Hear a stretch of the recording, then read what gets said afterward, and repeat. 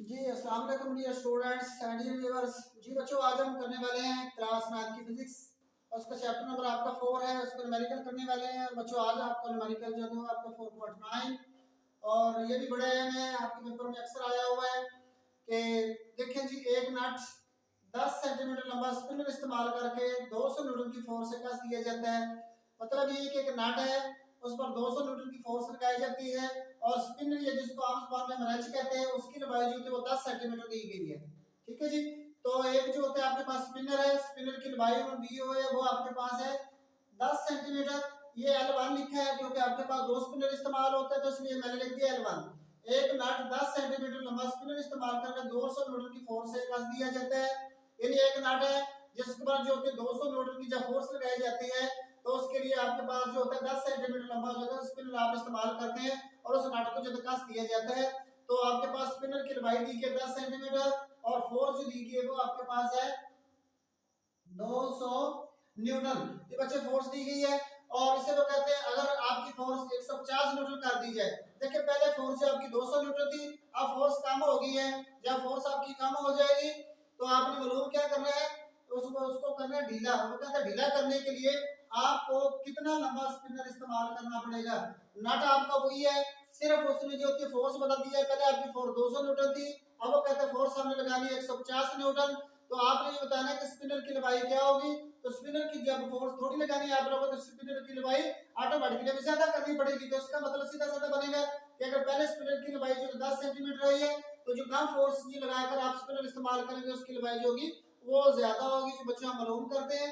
तो सबसे पहले स्पिनर की लंबाई दी गई 10 सेंटीमीटर और फोर्स दी गई थी 200 न्यूटन। चूंकि इसमें दो फोर्सेस आ जाती है, इसलिए एक को F1 आपने जाहिर करना, दूसरी को F2 से जाहिर करना है। दूसरी फोर्स जो होती है वो आपके पास है, उसी नट को आपने ढीला करना है, वो आपके पास 150 न्यूटन की दी हुई है। तो आपने मालूम करना है दूसरे स्पिनर की लंबाई क्या होगी, L2। ये आपने जो थी मालूम करनी है।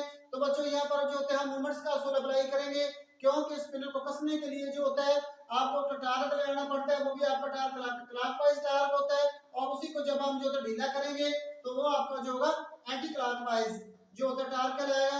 इसलिए हम मोमेंट्स का असूल वाला फार्मूला अप्लाई करेंगे। क्लॉकवाइज टार्क बराबर होता है एंटी क्लॉकवाइज टार्क के।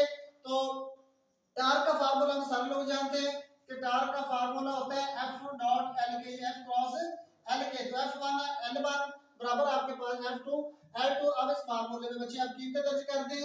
तो F की कीमत आपके पास दी गई है जी 200 न्यूटन इनटू L1 की कीमत आपके पास दी गई है 10 सेंटीमीटर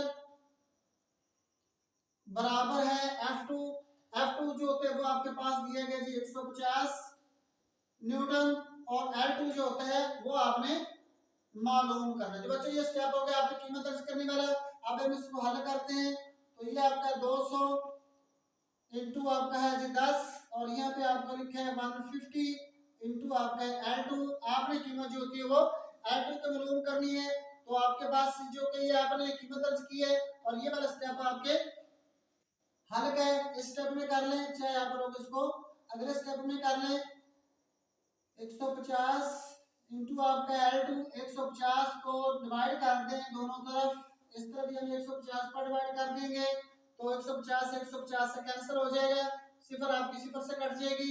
बाकी आपके पास बच्चों बच जाएगा 200 और तकसीम आपके पास है जी 15। जब आप 200 को 15 पर डिवाइड करेंगे तो आपका आंसर जो होगा वो आपके पास आ जाएगा 13.3 सेंटीमीटर। और ये जो होगी आपके दूसरे स्पिनर की जो होगी वो लंबाई होगी।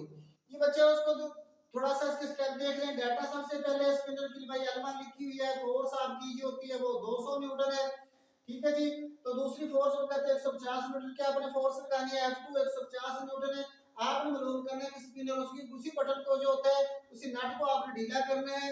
जब फोर्स जो होती है वो कम कर दी गई है तो आपने जो होती है स्पिनर की लंबाई मालूम करनी है। ये पहले आपने मालूम करना है। मोमेंट्स का असूल है क्लॉकवाइज टार्क बराबर होता है एंटी क्लॉकवाइज टार्क के।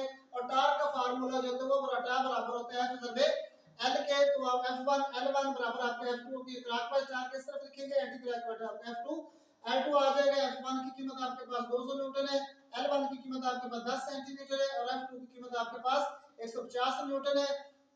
तो L2 जो होता है ये आपने मालूम करना है कीमतें हमने जो थे आगे इसके हर स्टेप की तरफ हम जा रहे हैं। दूसरा आपका स्टेप जो था पहले डाटा, दूसरा आपका फार्मूला, तीसरा आपका फार्मूला में कीमत दर्ज करना है, चौथा स्टेप आपका जो है वो हल वाला है, और पांचवा स्टेप आपका जवाब निकालने वाला है। दुरुस्त जवाब 150 को दोनों तो डिवाइड कर दें तो सिफर सिफर से आपकी कैंसिल हो जाएगी, आपके पास बचे 200 बटा आपके पास 15 आ जाएगा। 200 को जो आप 15 पर डिवाइड करेंगे तो आपका आंसर बच्चों आ जाएगा 13.3 सेंटीमीटर।